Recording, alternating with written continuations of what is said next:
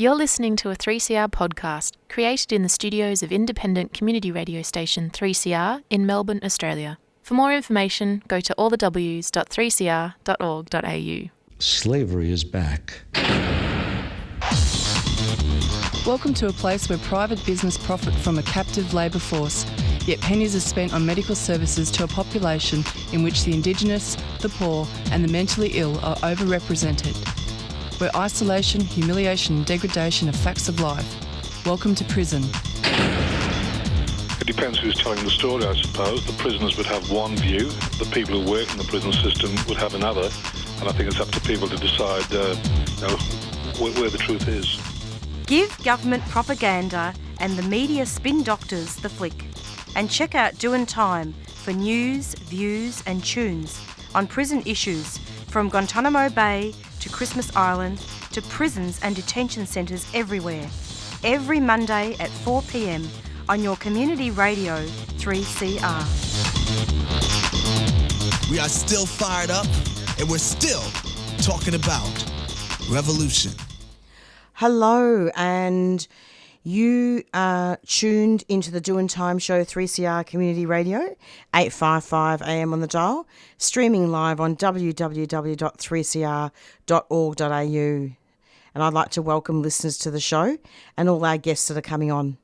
And a warning that this episode of Doin' Time contains audio images of Aboriginal and Torres Strait Islander peoples that have died, graphic discussion of deaths in custody, possibly there could be a content warning about massacres and the ongoing genocide of Aboriginal people, and also we will be looking at the brutal concept of women in prison as well.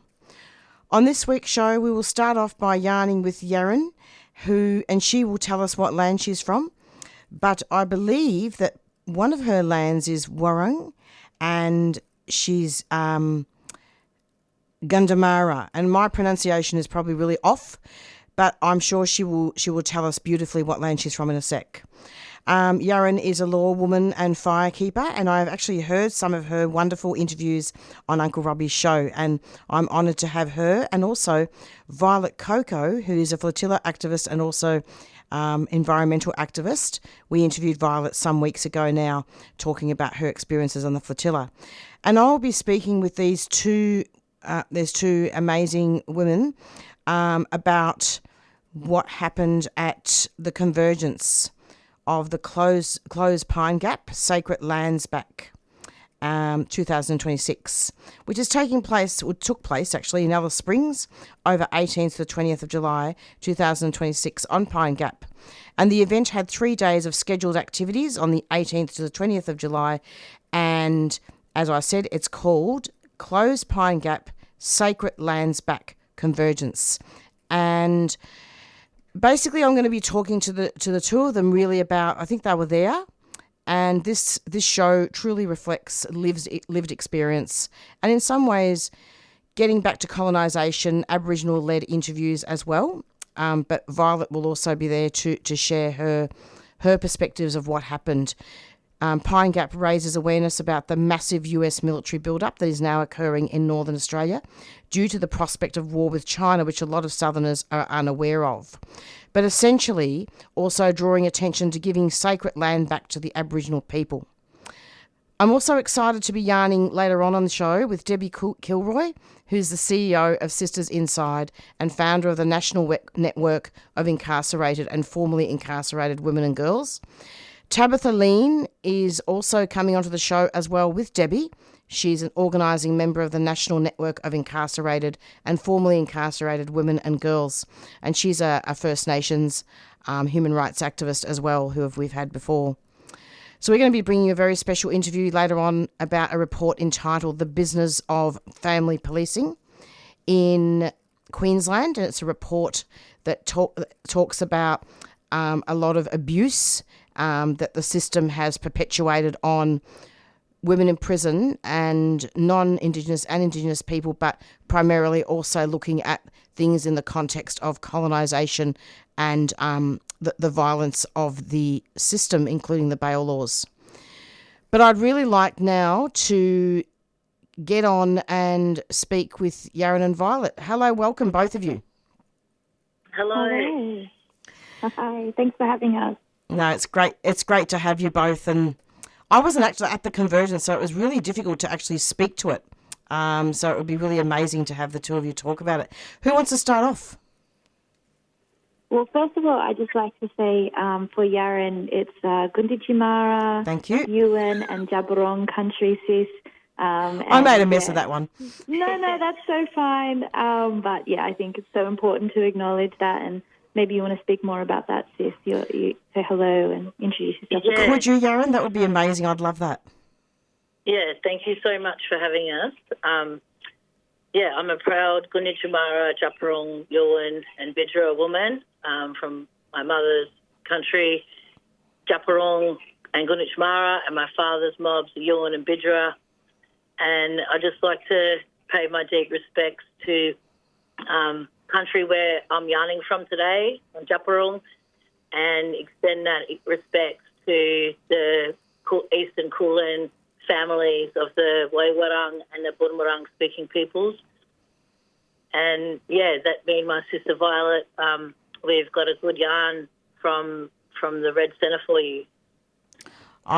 That's awesome, and thank you so much. And just before we go into that, Yaren, just so I can explain it, and also to listeners, I've actually got a Braille device because I've got a vision impairment, and sometimes the lands, because there wouldn't be any Braille for the Aboriginal language, so it's pretty difficult for me to read that. So I do apologise once again.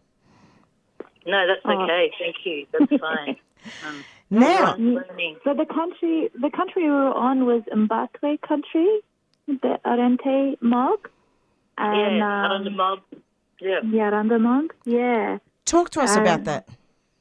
Go, Yaren. Go, Yaren. Yeah. Well, it was just amazing to be in, Lupante, up on Aranda country. That's the proper name for Alice Springs and the country there that I believe is still unceded.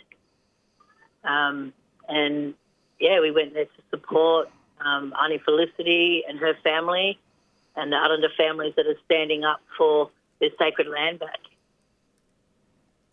Yeah, it was so powerful. They wanted to deliver this letter to the military facility of Pine Gap, which is a joint facility of the US and Australia. And basically this facility,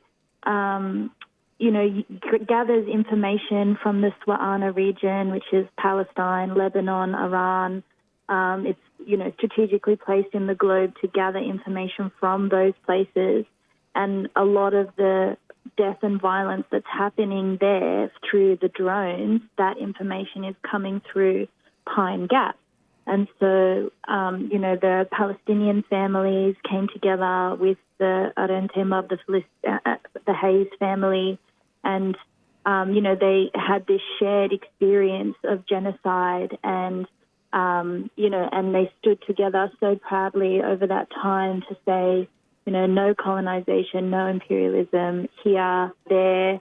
There was a couple of days of conference where they had many people, amazing aunties from all around the continent come and speak about militarism and about one of the ones that sort of struck me was about, colonialism and imperialism. It's like an octopus, and often what we're doing is swatting at the tentacles and, trying to think about what it looks like to target the head and what is the head. And so, there was lots of really powerful global yarns about what we as a community can do moving forward to stop the violence of these systems, but also, telling the story of that country. And I mean, hearing about, I know this is behind the bars, but hearing about Dondale there, I don't know, Yaren, if you want to talk about what they were speaking about with that. Go for it. Yeah, it's quite a journey that we've been on as part of the Convergence, but also just sitting with the Aranda mob on their country and hearing their stories and hearing how isolated and militarised their voices are when it comes to having their birthright, and the effects that now has extended to, like all the babies being taken off country, essentially, and being put in jail. The jails up there are full of blackfellas, and hearing firsthand from the sister girls about some of their partners and family members and grandchildren in jail was absolutely heartbreaking. But that's the truth of the Northern Territory intervention, and I believe they've come down really hard on that area in particular to sustain the secrecy and the control around Pine Gap and the destruction that it's been doing. And so we weren't just there for sacred land back. We were there to confront all of these issues that our people are facing, and that they've just changed the Aboriginal, they've just legislated change to the Aboriginal child placement principle, and, that's going to affect families even more. And some of what the sister girls have told me, really needs to be amplified and put out there, that these mob have known what's been going on in their country for a long, long time, ever since that facility was put there on that country. And something that's going to stay with me forever. Didn't they? Hey, sis? They did put it there under false pretenses. Like, they didn't tell mob what they were doing with that facility, and what they told locals was that it was going to be about observing space and not about murdering children in school with bombs, like with drone bombs. So I think, there was a lot of lies and a lot of secrecy around it. Yeah, and that they have heard the stories about what's happening around the world and the intelligence that's coming out of there, that, more recently, exactly what Sis just mentioned is that, this is coming from a place of a target to killing schoolgirls on the other side of the world. Like, it's not a joke. People need to realise that intelligence is going straight to Israel, and it's complicity in the genocide all over the world for what the Australian government are continuing to do to Aboriginal people right across Australia. And one of the shocking things, when you come into Mbakwe country, is the clear apartheid system that is in place there for people who haven't been to the Northern Territory. I've only been to Darwin before that, and to come to Mbakwe country was very shocking because, everywhere there's police, and outside the bottle shops, everybody gets interrogated about where they're going. They get their ID taken. There's clear, we were at a taxi rank for a bit, and the taxis would drive straight past if there was mob at the front of the line. It was very, very difficult to see this, happening to the sovereign people of this land. And when we went out to their home, so they, graciously invited a few of us to come and see where they live and where their community lives. Beautiful. And there's no running water, there's no electricity. Of course not. They've got a solar farm that an organisation, NGO, had donated or whatever, but no power lines there, no water, no storage connected, but 400 metres up the road is the rifle range, and that has power, electricity, storage, running water. And the government says, it's too much, it's too difficult to bring it that extra 400 metres to the home of the people whose land that they have raped and pillaged. And it's absolute bullshit because it's a desert. It's the same landscape everywhere. If you can get the power to there, you can get the power 400 metres further.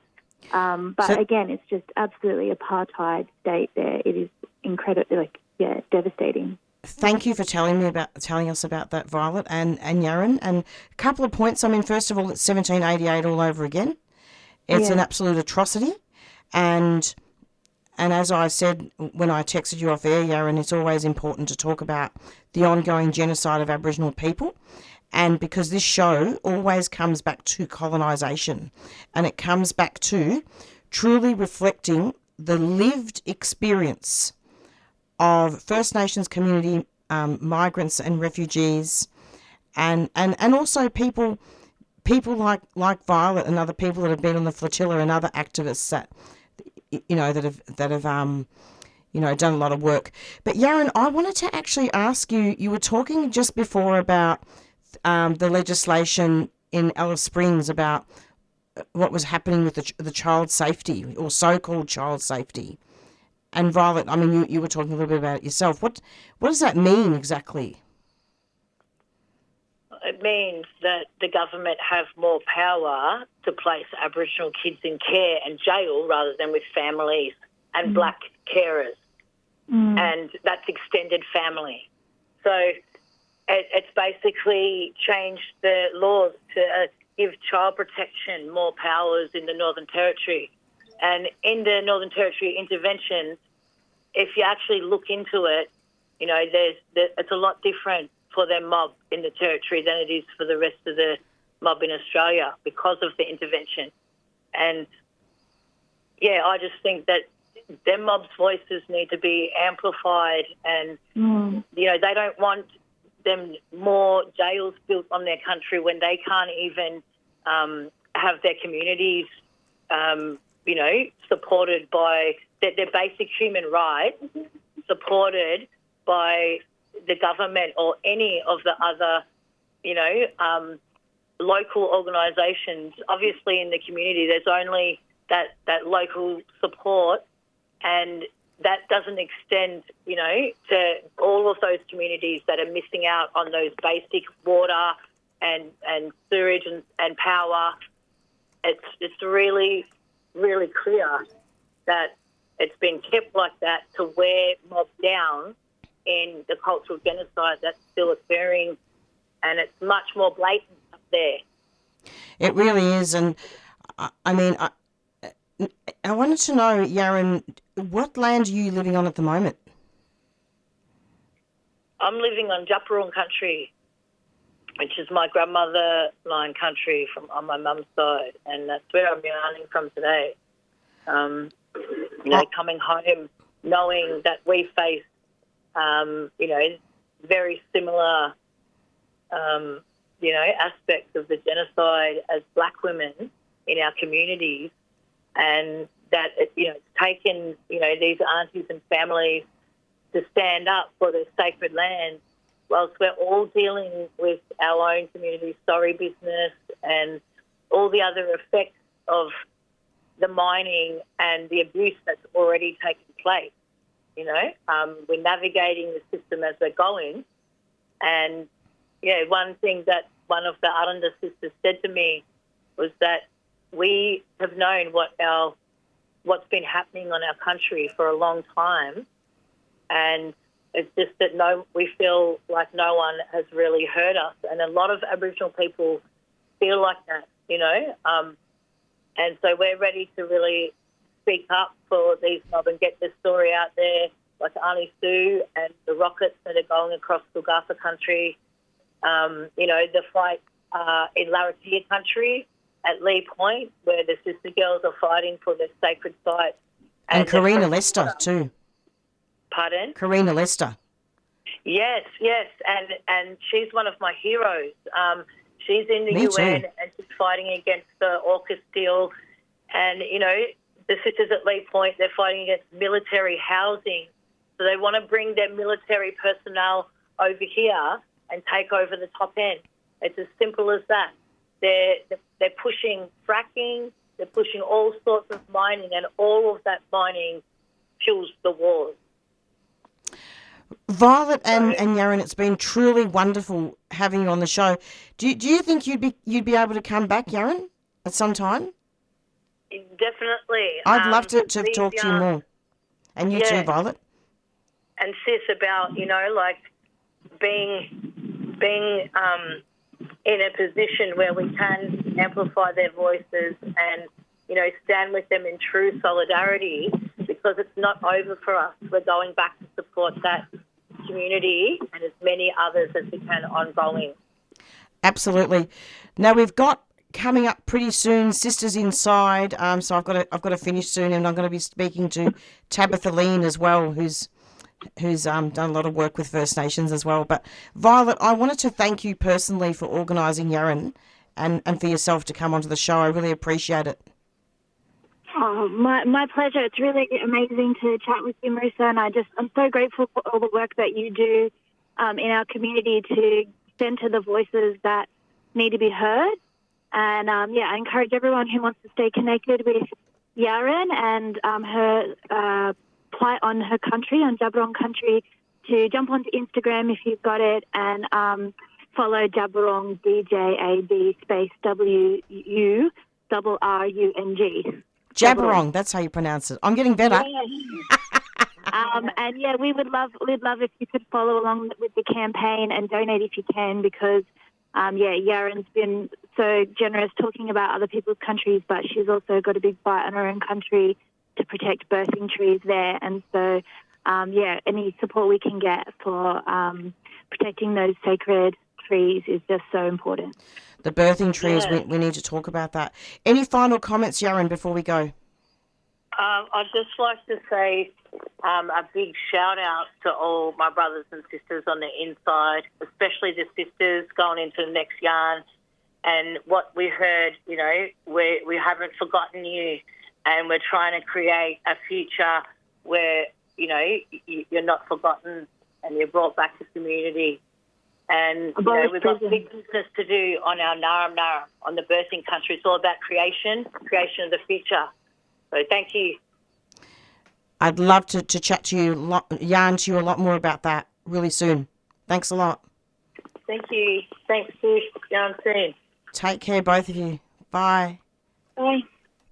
And that was Yaren and Violet Coco speaking about not just closing Pine Gap, but also a lot of other campaigns to dispel the ongoing genocide of Aboriginal people.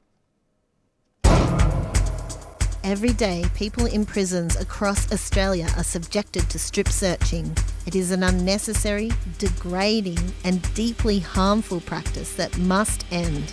It involves a person literally being stripped of their dignity, forced to remove their clothing for their bodies to be inspected by prison guards, being forced to submit to humiliating requests like bending, squatting and spreading their legs. In many prisons, people are subjected to this repeatedly and routinely. Children as young as 10 years old are being forced to remove their clothes and have their bodies inspected by adults. We're calling on the federal government to stop state-sanctioned violence by ending the routine, unregulated use of strip searching in prisons across Australia. Go to endstripsearching.com. Together, we can demand a system that upholds dignity, safety and human rights. Big Jam is a 3CR supporter. And you're listening to the Doing Time Show, 3CR Community Radio. For more than 30 years, Sisters Inside has walked alongside women and girls who have been criminalised, incarcerated and separated from their families. From the very beginning, the work has been led by women who have lived through these systems themselves. The system continues to pay white parents to raise our children, and this is a quote, and this fails both our children and us as mothers. This is the government's business model, policing our families, removing our children, and then paying others to care for them. I'm delighted to welcome Debbie Kilroy, CEO of Sisters Inside and founder of the National Network of Incarcerated and Formerly Incarcerated Women and Girls. And I'd also like to welcome Tabitha Lean, organising member of the National Network of Incarcerated and Formerly Incarcerated Women and Girls. And Tabitha's also done some amazing work with other Aboriginal activism. And indeed, she's also been to prison herself, and so have Debbie. I mean, this show is, after all, about lived experience, and it always comes back to colonisation, and they're going to be talking about a really important report entitled The Business of Family Policing in Queensland, a report into the family policing system in Queensland 2026. And Tabitha has also been involved with that report as well. Hello, I hope you're both here. Yes, thank you. How wonderful. Debbie. Now, which is which? I'm Debbie. And I'm Tabitha. Thanks for having us.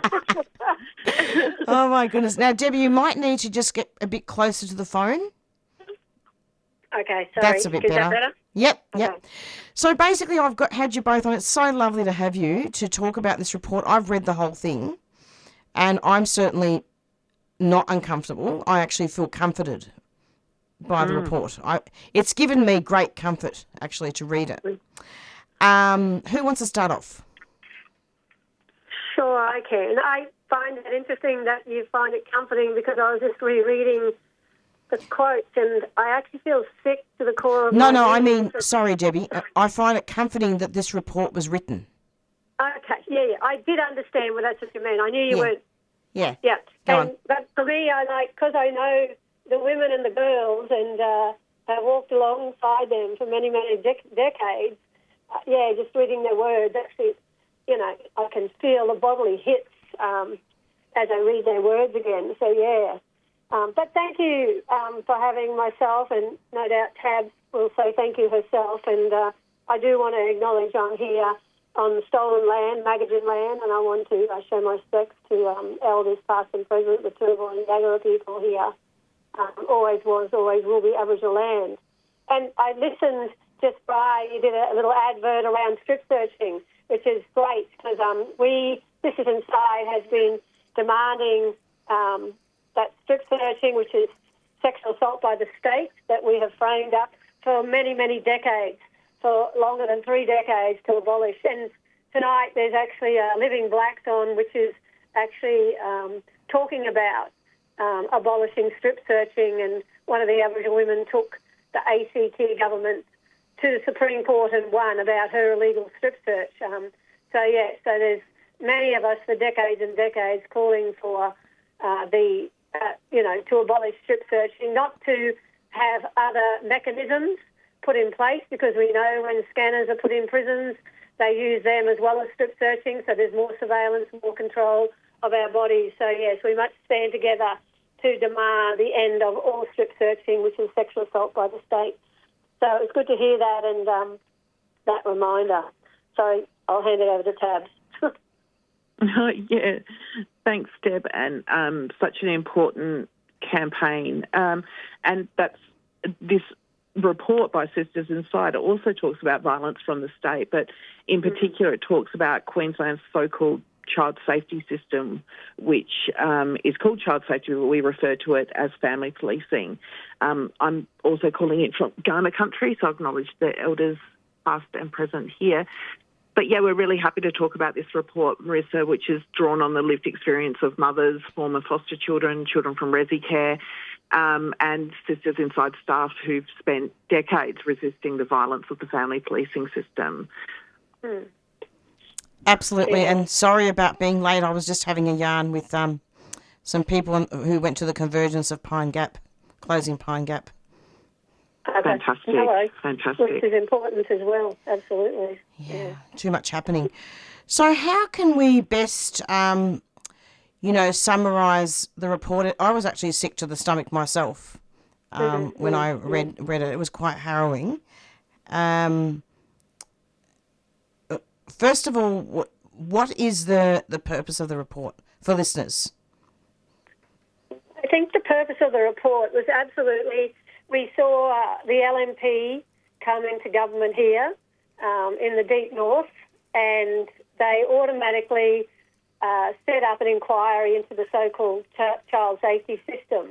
And once again, another inquiry that cost tens and tens and tens of millions of dollars, we actually knew was never going to change anything. It was really a political inquiry to basically have a go at Labor, who was in government before them. And we see this every time new governments get elected in, they set up new inquiries, and it's just about political points.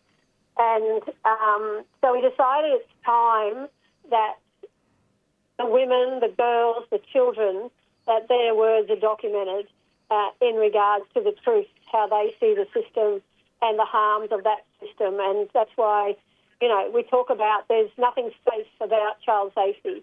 There's nothing trauma-informed about their system. They're the ones actually ensuring that trauma is perpetrated against children. We've witnessed for decades, generation after generation after generation, children and families being trapped in this web of state control and violence. And that generation after generation, the family policing system has stolen our babies, the babies of criminalised and imprisoned women and girls, over and over and over again. And, and then we have this system, this violent system, the family policing system pays predominantly white people, well, they call them foster parents, to raise particularly Aboriginal children and Torres Strait Islander children. We have money going, it's a business, right? That's the government's business model. Instead of actually providing funds, resources to families to actually live in this world as they live today and have for decades in absolute poverty and racism, which is fundamentally, from colonisation that continues today. So that's the purpose about giving the women, girls and children their voices for their truth to be told. And, of course, the staff of Sisters Inside that's been walking alongside those children and those mothers for decades. And Sisters Inside is actually a statewide program, isn't it, helping women in prison? It is. We're based in Queensland. We're in all the women's prisons as well as the prisons where the girls are. So that's in southeast Queensland and North Queensland. We're in there nearly every day, definitely weekly, supporting. We're also in watch houses, in courts and on release, providing all the supports and services that women and children require as directed by them, and have been doing that, for over 30 years now. Well, you bring your lived experience from prison, isn't it? Yes. And that's important. Nothing's... Well, that's not true when I say nothing's changed. What's changed, as a 13-year-old child that was locked up in a cage for wagging school and taken from my parents and then not allowed to go back to my parents after that, the only thing that's changed has been the number of children that have been removed violently by the state and the number of girls and women that have been criminalised and imprisoned. That's all, the increase of numbers. Nothing else has changed. We see the same thing repeat generation after generation. So basically in the report it says that, there's a history of state control over families, particularly Aboriginal families and Torres Strait Islander families, carried out through surveillance, removal, punishment and institutionalisation. And Debbie, I'm certainly not discounting the experience of non-Aboriginal women at all, because it's the same. Do you know what I mean? But there are other factors, aren't there? Well, it's worse because there's more Aboriginal women, mothers that are targeted, correct, and communities than white people, and that's the issue, right? It's about the mass targeting of these violent systems, whether it be this family policing system, the racial gendered violence of policing, the racism that's embedded in every institution since colonisation and invasion of this country is not addressed, and it keeps producing the same harm year after year, decade after decade, generation after generation. And Tabitha, what do you feel about all this, the surveillance, the removal, the punishment? I mean, I'm sure that's bringing up quite a lot for you. Yeah, I'll just touch on what Deb was saying about Aboriginal children. Sure. Aboriginal children in Queensland make up just over 8% of Queensland's child population, but they actually account for more than 40% of children in state placement in the state. So what we see is a gross mass representation of Aboriginal children in this system because they're stolen from families and put into these institutions. And the thing is that this happens right across the board. This happens in prisons, this happens in residential care. The sweeping up and scooping up of Aboriginal people from the street into these institutions is exactly what we saw at the time of colonisation, where we swept people, where colonies swept Aboriginal people up off the community and put them into missions. And we're seeing that happen in our state institutions.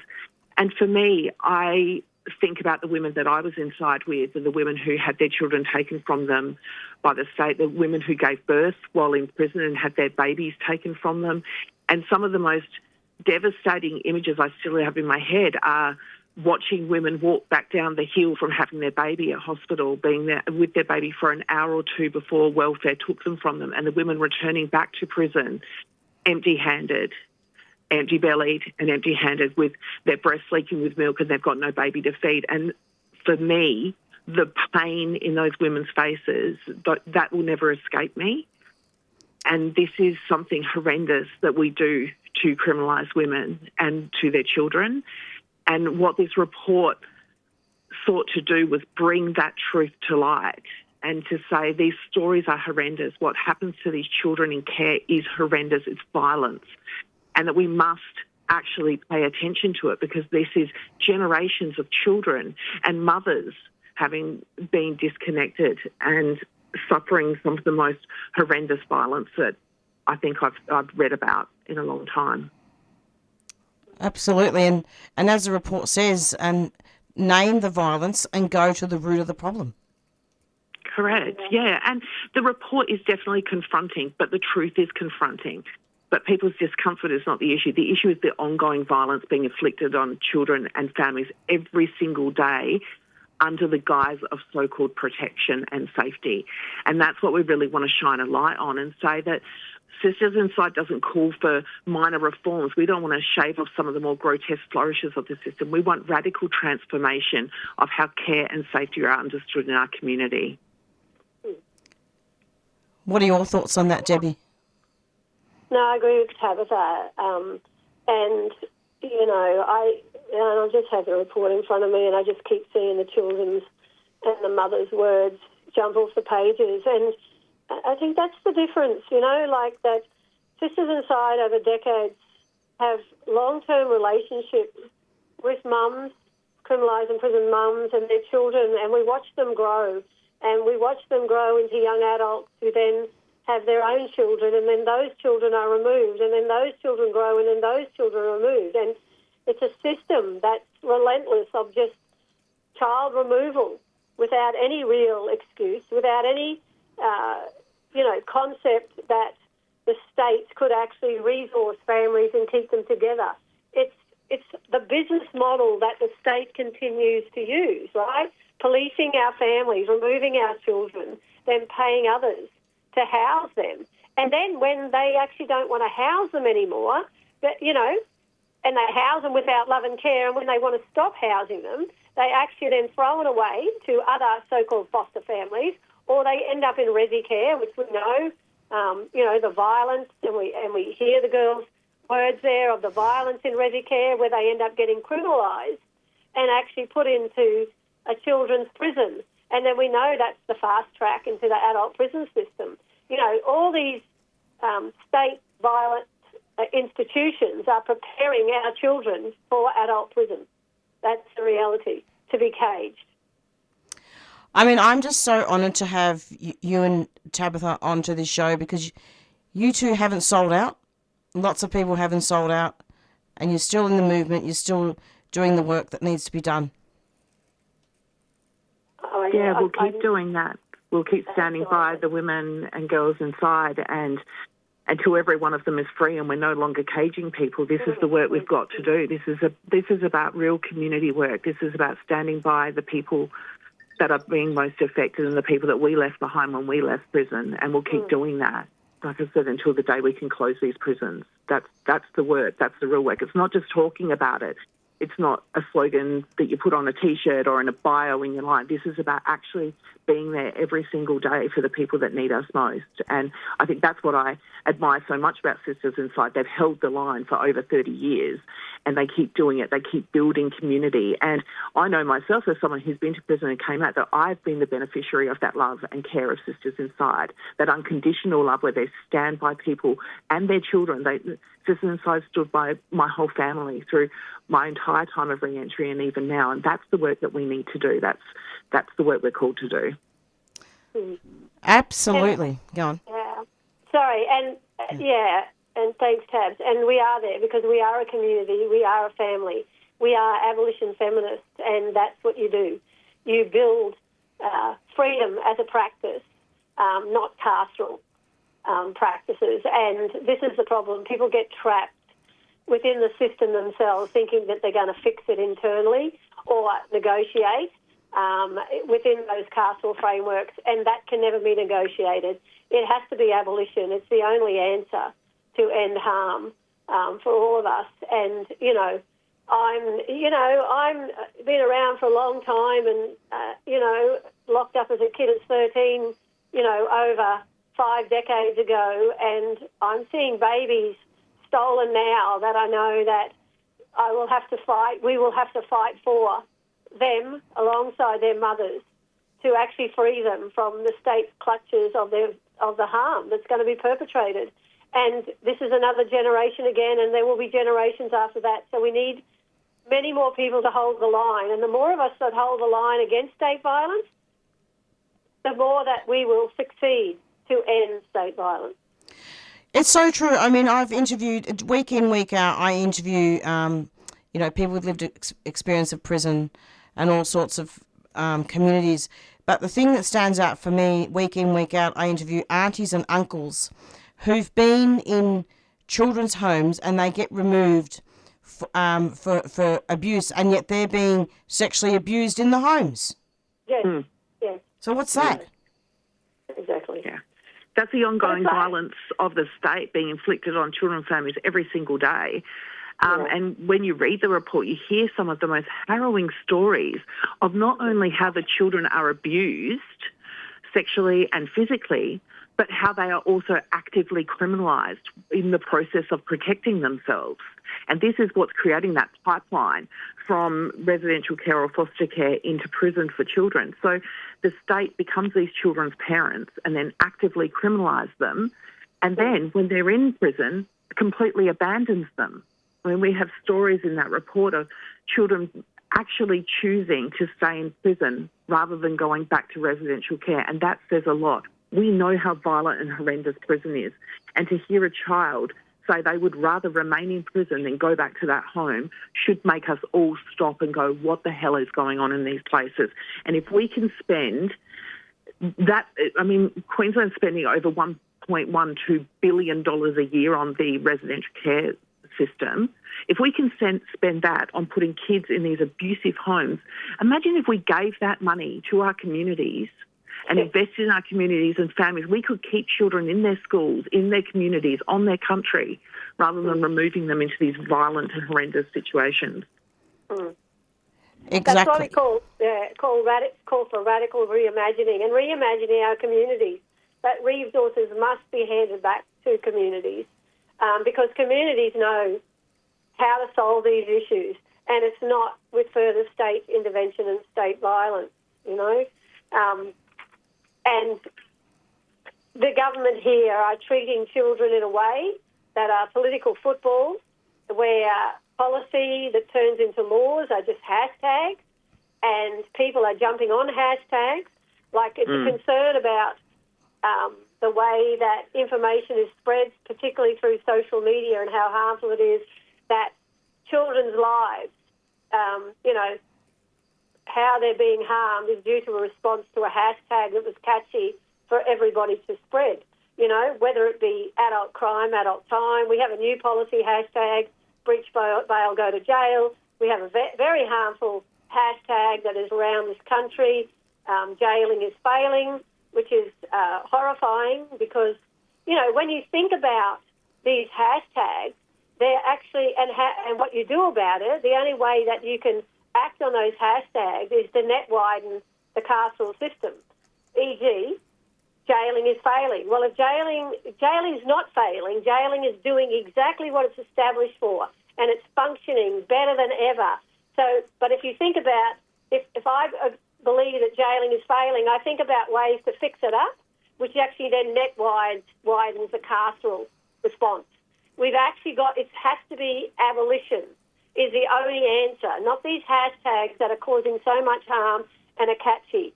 And the more you spread those harmful hashtags, the more harm we are inflicting on our babies, children, and mothers. Indeed, and really for that to happen, the way support would look like then is to have resources to deal with all that. Yes. Absolutely. Like imagine what $1.12 billion could look like in Aboriginal communities, you know, or the cost of imprisoning a child, you know, like we're building prisons here that's costing one cage is $1 million. Like I've said to department officials, to the government, give the $1 million to the family. They go, oh, they'll waste it. It's like, well, it's being wasted now. But see, because it's their business model and because it's functioning, because they need actual bodies, Aboriginal bodies, to cage to give other people employment. You know, this ends up at a dead end for everybody, for children who are harmed, children who are caged, mothers who are harmed, mothers who are caged, but also as an employment strategy. Because when does it end? It has to come to an end. Or do we end up like the Territory, that you're either caged or you have the key to the cage because that's the only employment available. And that's the road that we're on fundamentally. And the thing is, what Deb's saying is correct, because the public is largely told that children are removed from their parents because their parents are abusive or neglectful. But it's simply not true. What we often see labelled as neglect is actually poverty, houselessness, domestic violence, disability, unsupported trauma. And instead of responding with housing, healing, financial support and community care, the state responds with removal. And they respond with removal because they're a system that must perpetuate themselves in order to survive. Like, this is an industry. This is a child removal industry. And they keep doing this because they keep employing people. And like Deb said, you either end up in the system or you're working for the system. And that's where we're headed in this country with the massive expansion of imprisonment, incarceration and child removal, is all we're going to have is these industries based on scarcity rather than healing and abundance and love and care. It's scary, actually. I mean, in the report, it actually says for Aboriginal families and Torres Strait Islander families, it happens in the shadow of a long and violent colonial history. And that shadow and black cloud is over the whole country. Absolutely. Correct. This is the continuation of the stolen generations, just under a different name. It's the modern machinery, isn't it? As it says in the report, for this same colonial project, dressed in the language of welfare and protection. End of quote. Right. Yeah. Yep. It's been amazing having you both. I mean, are there any other comments that either of you want to make about this report? Well, I think it'd be good for people to, it's on our website, it'd be good for people to read it, to hear from the children themselves and the mothers themselves. It is harrowing.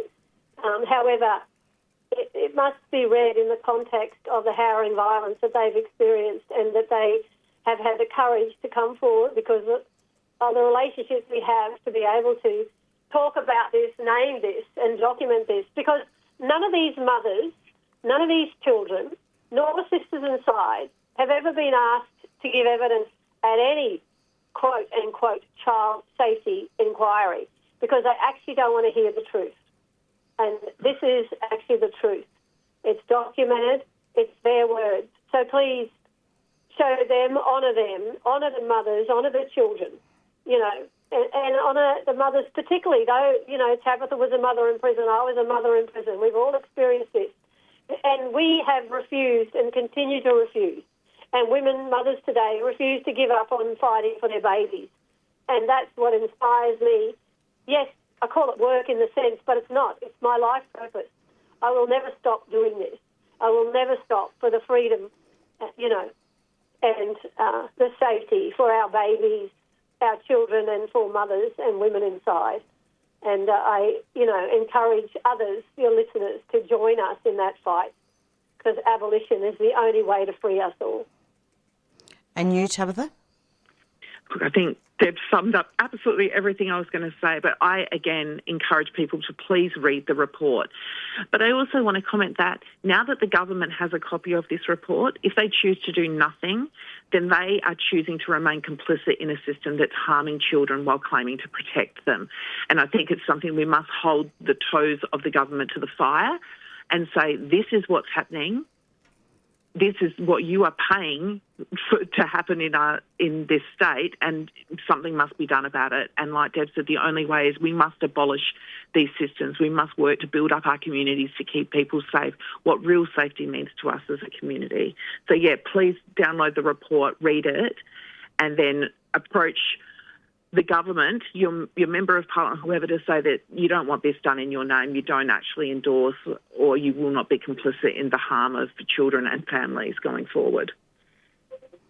So in terms of the report, so there are quite a collection of quite a lot of stories, isn't there, from people that have been to prison, or even from children? Yes, so mothers who've had their children removed, children who have now aged out of the system, as well as workers at Sisters Inside. So there's quite a lot of very rich stories in there that were very difficult to read, but super important, like Deb said, that people have a voice because they don't get given a voice in this system. I mean, I don't really use much social media, but I suppose, Tabitha, you were the one that drew my attention to this report, and I'm so glad that you did. Thank you. Thanks. So can one of you just give the website for listeners and where to find the report? Sure. It's on Sisters Inside. Let me find, I've got it opened. So it's sistersinside.com.au. But if you just do a search in your search engine and search family policing report, it'll come up as Sisters Inside, because it isn't a PDF, so it's quite a long website address, which I don't want to take a day to read out. So if you go to Sisters Inside and reports, it'll be there. Absolutely. And really, just to finish off, so I'm just going to look at one more quote in the report. So the rise in formal child removals signals a system focused more on intervention and control than on prevention and support. What are your thoughts on that really quickly? This is a system that will invest money into caging and stealing children rather than investing in keeping them in communities and classrooms. And this is the horrifying part of where we're headed, not only as the state of Queensland, but as the country, where we would rather funnel people into harmful and often death-making industries than actually spend that money building up our community and keeping our kids where they are most safest, which is with their families, with their communities and on country. And that's a shift that we must make. Absolutely. And that's would be part of the recommendations, wouldn't it? Yeah. Correct. Yeah. And, it's interesting, just finally, I was talking to an Aboriginal organisation that's being funded to support children, and it is an Aboriginal organisation that cares for children 24 hours, 7 days a week. They were told it? Sorry, it's in the afternoon. Big day. They were told, they were informed that their funding ended 30 June this year. However, it was extended till this Friday. So they were telling me, because they were absolutely distressed because what the state has done, this LNP government, is to say that all the children that have been stable in their care are being removed and transferred to a white organisation. And they were telling me a little boy that was there with them for 4 years and stable had been in 46 foster care placements 2 years prior to that. 46. Stable with them for just under 4 years, and he is being removed this week. Another little 11-year-old Aboriginal girl with severe disabilities who has been stable with them is being removed to a white organisation they don't even know which white organisation yet, and they are totally distressed, the children and the Aboriginal staff, because they don't know what's going to happen to their babies that they've been caring for alongside their families, because this government is placing them with white organisations. This is about invisibilising Aboriginal people, Aboriginal services, Aboriginal children. It's a whitewash. The LNP is ensuring that it is only white that is getting funded, and that Aboriginal children are actually the ones that are going to pay the price now as babies and as they grow up through life into adulthood to be caged. Truly, truly horrifying, and we need to continue the work. Absolutely. Thank you so much, both of you, for coming onto the show. Before we go, one thing that I like to do on this show is actually, educate listeners about what land that people are from. Tabitha, could you just, I know I should have asked you at the beginning, but that's okay, just as powerful. Could you just say what land that you're from? Oh, so I'm zooming in from Ghana country today, which is in Adelaide. So that's where I'm coming from today. And actually the Ghana people are in the middle of a massive project of protection where the state government here is digging up Piltawodley, a sacred place with sacred trees. There's also a burial site, and they're digging it up to put a golf course. So the Ghana people are currently fighting that and trying to protect country. So, yeah, very busy things happening over here. That's a lot. That's a lot of local stuff we'll talk about. And Debbie, I wanted to also thank you for coming onto the show and sharing not just Sisters Inside, but also your story too. Yeah. And I'm here in Magajan, otherwise White Ways, called Brisbane.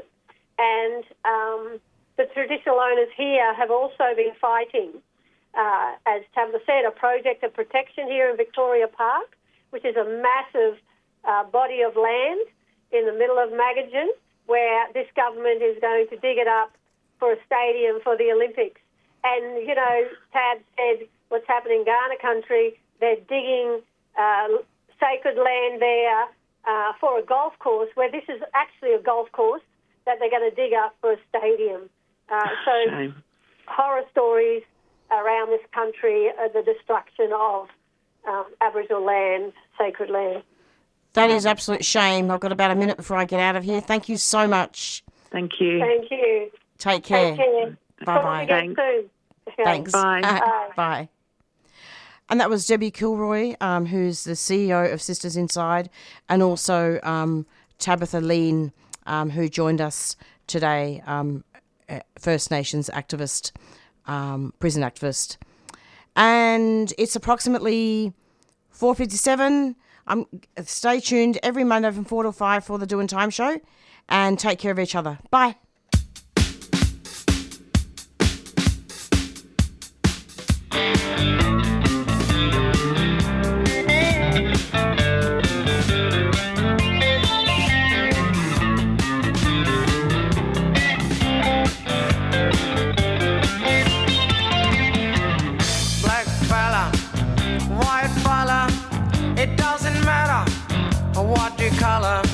As long as you are true fella, as long as you are real fella. All the people of different races with different lives in different places. It doesn't matter what your name is. We got to have lots of changes. We need more brothers if we're to make it. We need more sisters if we're to save it. Are you the one who's gonna stand up and be counted? Are you the one who's gonna be there when we're shouting? Are you the one who's always ready with a helping hand? Are you the one who understands this family plan? Black fella, white fella, yeah.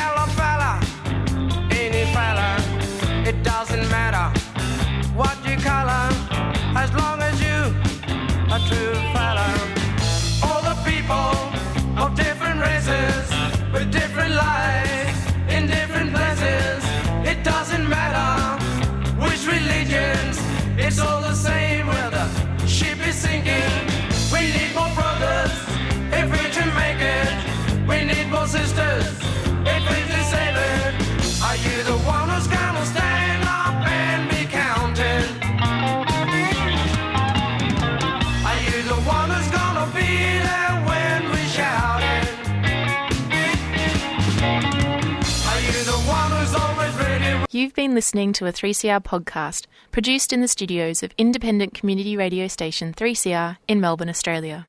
For more information, go to allthews.3cr.org.au.